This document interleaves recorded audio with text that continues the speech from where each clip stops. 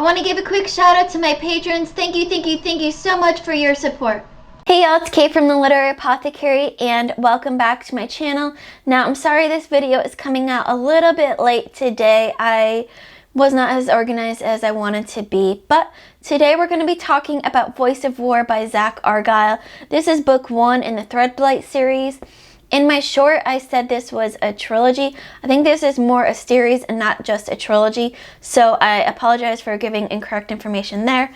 But I absolutely love this book. I gave it 5 out of 5 stars, and I'll talk about why in just a minute. But first, a spoiler-free summary of Voice of War. First thing you should know is that this has won the Indies Today 2020 Best Fantasy Award. So a lot of people agree with me that this was just absolutely fantastic.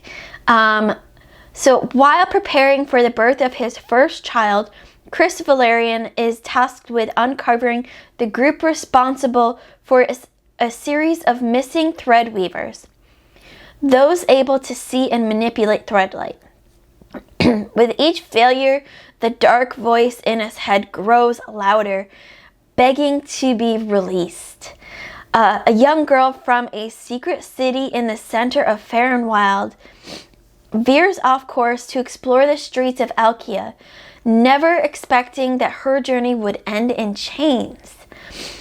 Far in the deserts to the south, a young man's life changes after he died. When Chris learns who is responsible for the missing threadweavers, they come for him and his family. He must do everything in his power to protect those that he loves, even if it means trusting strangers or, worse, the growing voice in his head.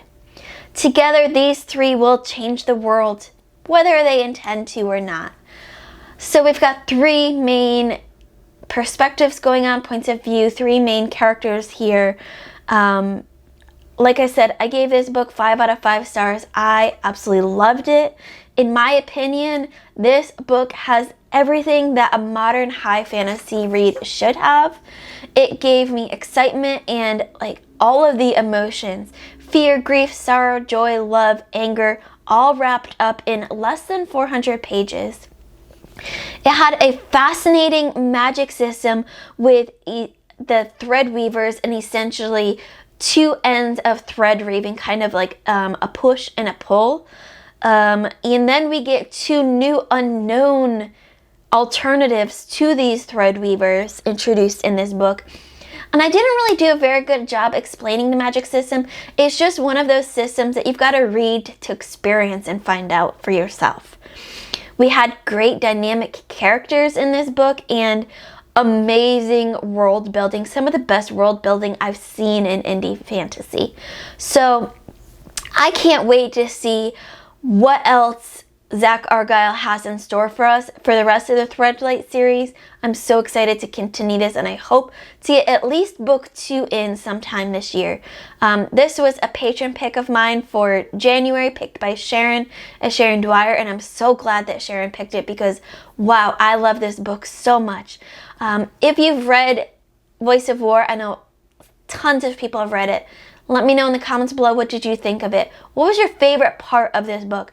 My favorite part was the world building because it just was so expansive and yet singular to this book. I can't wait to see more of it. As always, my Patreon and my Discord information will be in the description below. Keep reading, and I love you all to the moon and back. Bye.